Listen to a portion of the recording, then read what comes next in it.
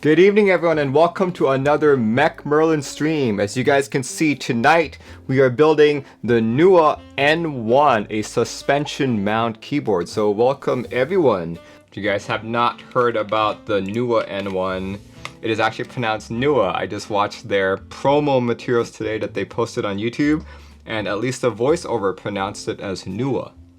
But this is a suspension mount board.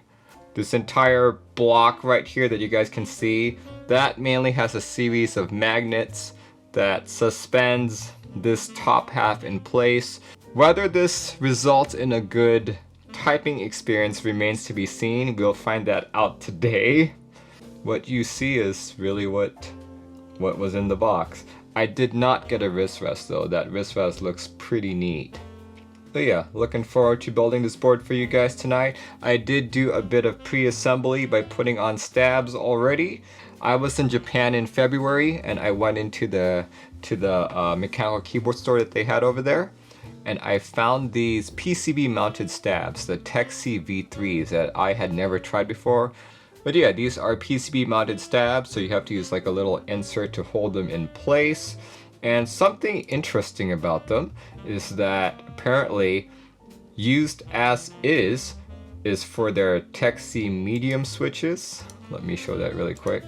TechC medium switches, which are kind of like the low profile version, but if you want to use them for like the regular standard switch, then you have to put the like O-rings on top of them, which I thought was really weird until I tried them in the store and I was like, this actually feels pretty decent.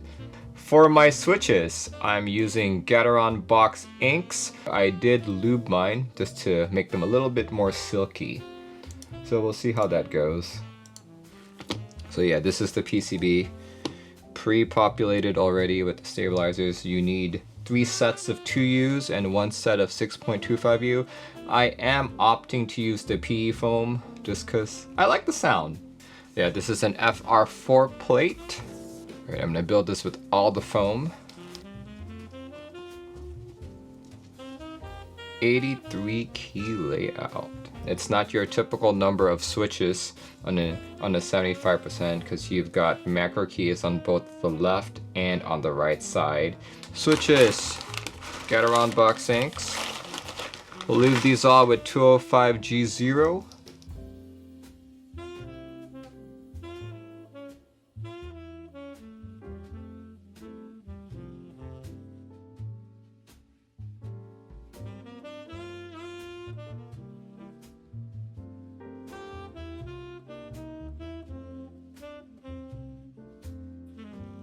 Here it is, PCB and plate assembly. Easy peasy putting it together. Now the hard part, actually taking apart the board. So as typical with most of my boards, I'm actually not going to remove the plastic. Why? Because I am Asian. So yeah, what we're going to do is we're just going to take out this part and put the PCB in. There are 3 screws on each side, 1, 2, 3 that come out first. And it's my understanding that's all you have to do. I think maybe. Why is it circular? Okay, so they're not really switch thingies, but they are positioned under the switch and they are shaped this way like a dome, simply because it's to make it sound better, from what I've read, for acoustic preferences. Okay, so I've removed the 3 screws from each side, and that means this thing should just come off like that. I think.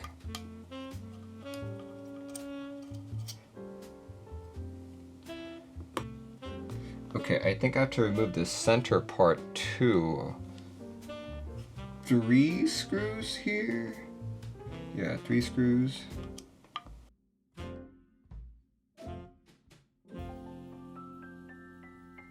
Oh wait, there's another screw? Okay, that's why it's not coming out. Okay, there we go. It's coming out and off now. Okay. There we go. And it comes out just like that. So yeah, You don't have to remove the other side, because as long as you remove one side, you can actually slide it out. Okay, now this is the size of a typical 75. And now we can take this guy apart. Aha, okay, I see the screws. 1, 2, 3, 4.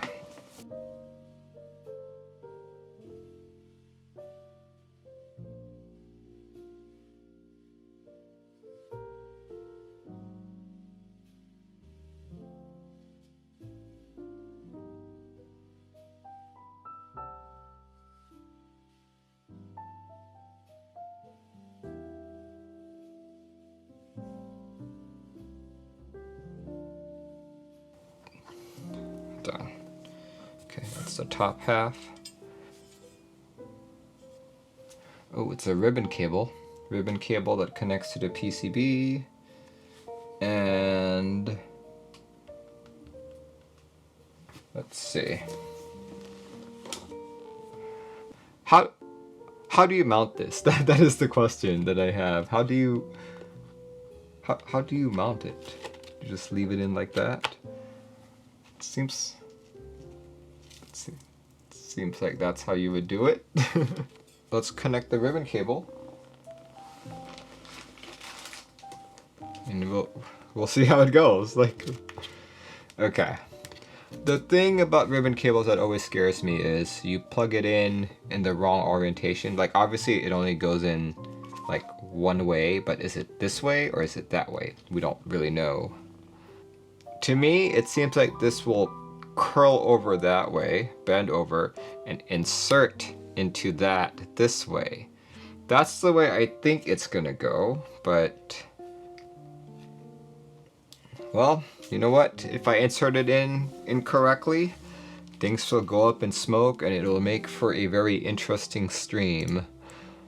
So before we plug it in, I'm just gonna go through the documentation one more time, just to make sure I didn't miss it.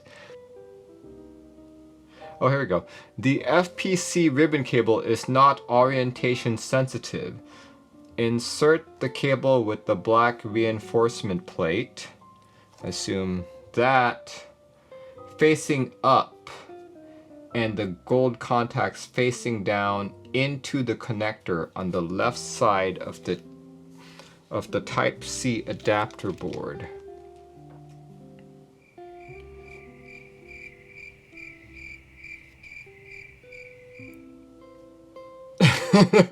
Okay. English. The English is very well written, but I guess it's just confusing me.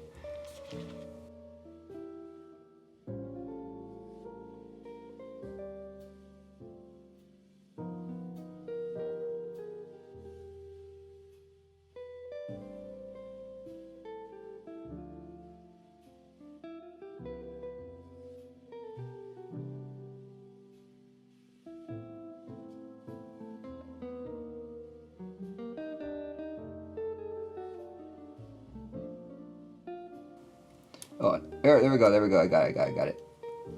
Now you gotta shut. There we go. I got it. Oh, it just turned on. I guess what was behind that was also a battery. Okay. It didn't burst out in flames, so I think we're good. Woo! Woo! Alright. Let's put that on. Okay, like I said, it doesn't matter which screw you use, because all the screws to put the board together, to put the suspension mount together, are all the same screws.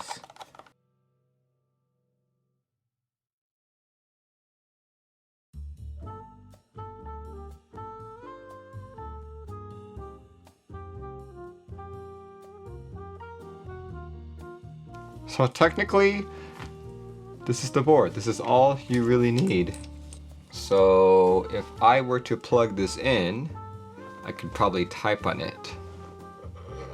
Let's just try it out, okay?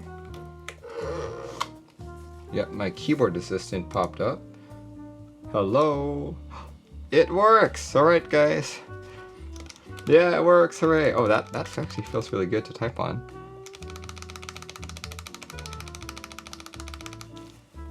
So here, let me show you what I spotted, guys. I'm gonna switch over to the front-facing camera.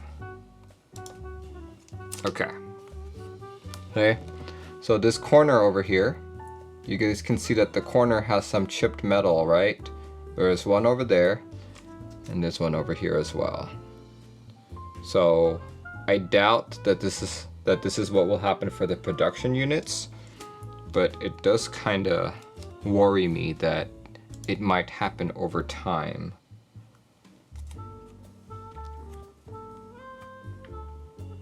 Okay, there we go.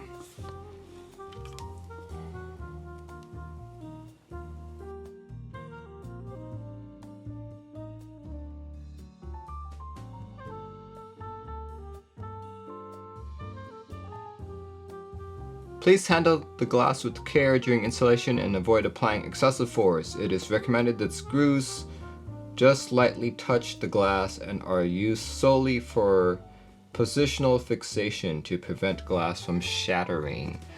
Okay, there's 2 pieces in here. I was expecting 1 piece.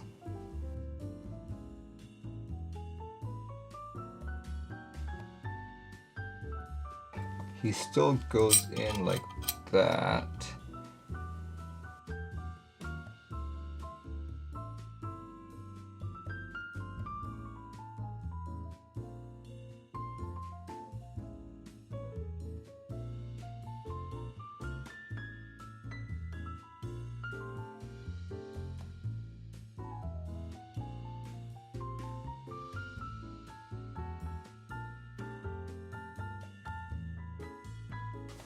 There it is, guys.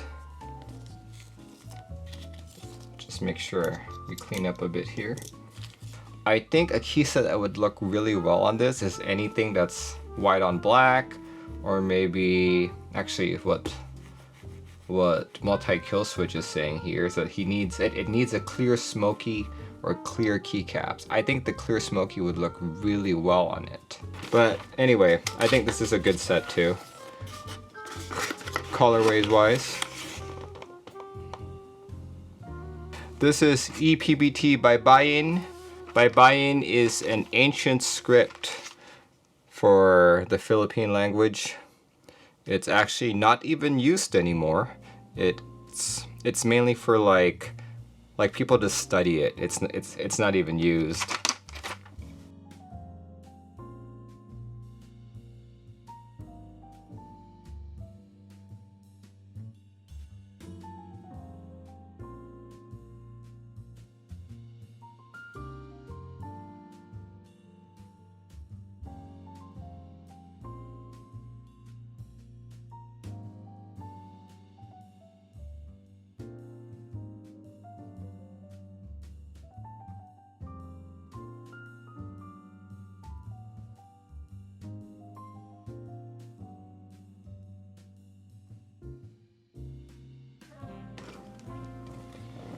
Alright, let's type.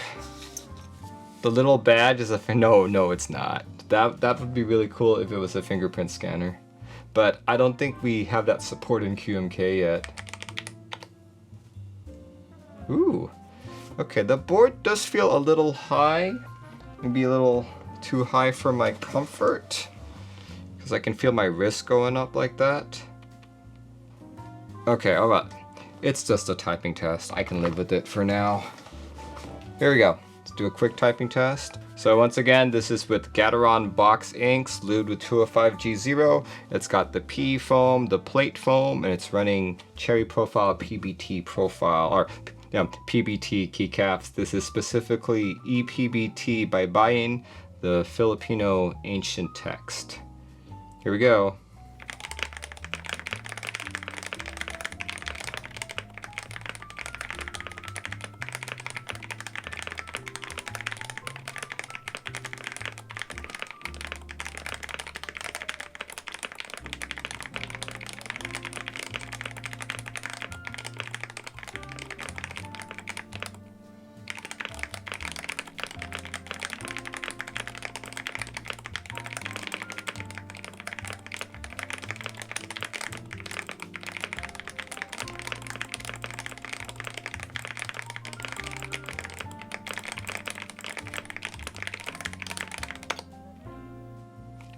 Okay, that, yeah, by the time I got to like, I don't know, like a minute in, that was actually hurting my wrist. Okay, yeah, if I want to actually use this board, I need a wrist rest. I have a stack of wrist rests somewhere here. Yeah, earlier, if you guys saw, I did post a, there we go, if you guys look at the Geek Hack thread, there is a picture of a wrist rest somewhere here. Oh, there it is, there it is. This picture right here.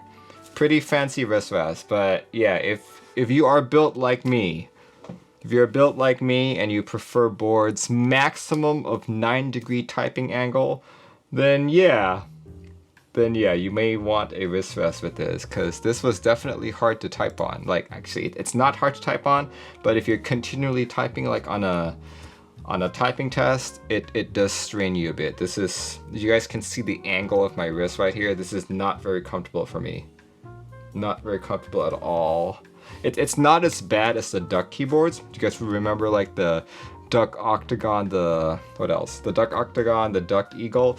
Those were like 11 degrees, so yeah. If I hover my wrist, if I suspend my wrist on the suspended keyboard, will it be easier to type?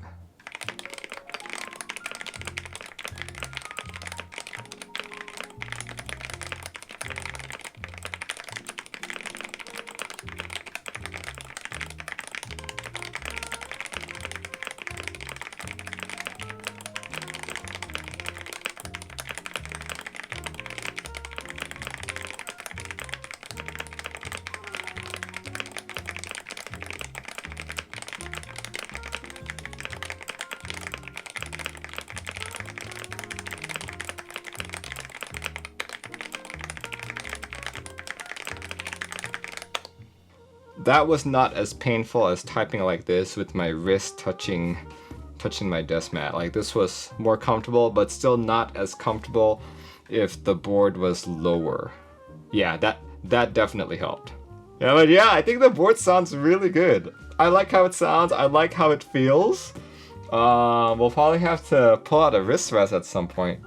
If you noticed, there are only some portions of my typing where I actually felt the mount take over, and it was mainly when I felt like when I don't know about you, but when I press my delete key, I don't do the correct way of typing by using like my pinky to do it. I use these two fingers to do that. Just a habit that I've developed over the years. It's the same with like my enter key and all that. I just use these two fingers.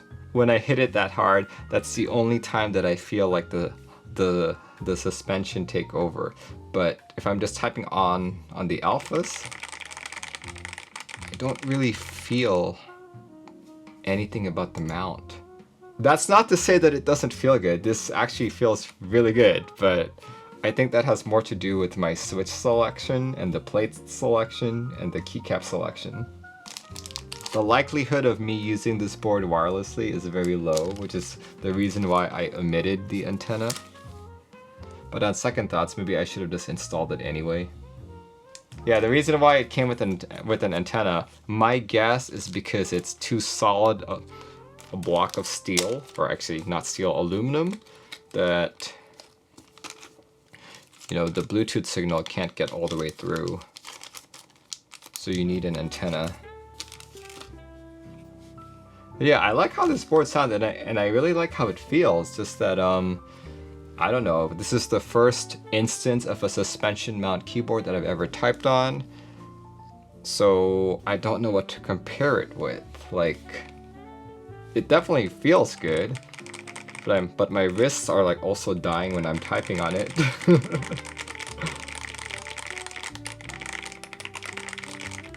Oh, there we go. When I type on the lower keys right here, the whole thing moves. But if I'm typing on the home row, or up here, it doesn't move at all. But over here, yeah. When I'm doing the arrow keys, it moves as well. Will I join the group buy just for the wrist rest? It seems really high. I have several wrist rests already. I don't think the design for the wrist rest is compelling enough for me to buy one, rather than just me using what what I already have. Okay, what's the side profile look like? Very good question. Here. Oh, that's heavy. Oh. There it is. Oh, that glass piece is so kind of loose. Might have to screw that in tighter. Okay, they did say not to screw it in too tight.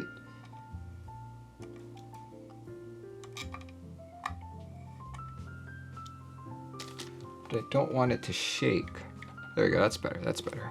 There it is, that's the side profile right there.